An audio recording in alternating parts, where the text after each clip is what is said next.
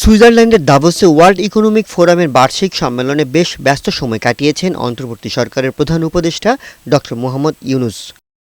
শুক্রবার সম্মেলনের শেষ দিনে প্রধান উপদেষ্টার সাথে বৈঠক করেন বিশ্ব বাণিজ্য সংস্থা WTOর মহাপরিচালক এনগোজি ওকনজো-ইওয়েলা।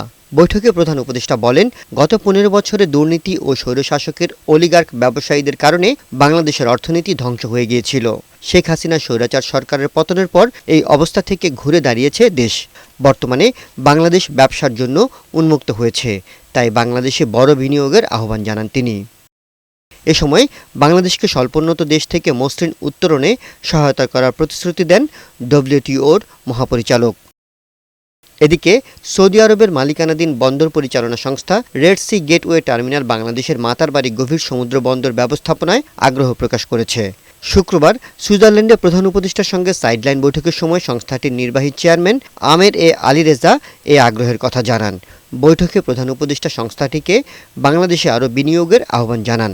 ড. ইউনূস বলেন, চট্টগ্রাম অঞ্চলকে রপ্তানি ও শিপিং হাব হিসেবে গড়ে তুলতে বাংলাদেশ বঙ্গোপসাগরের তীরে আরও বন্দর নির্মাণ করবে। এবারের ওয়ার্ল্ড ইকোনমিক ফোরামের সম্মেলনের সময় প্রধান উপদেষ্টা ড. মোহাম্মদ ইউনূস মোট ৪৭টি আনুষ্ঠানিক অনুষ্ঠানে যোগ দিয়েছেন বলে জানিয়েছেন তার উপপ্রেস সচিব আবুল কালাম আজাদ। এস এম সুমন, বৈশাখী সংবাদ।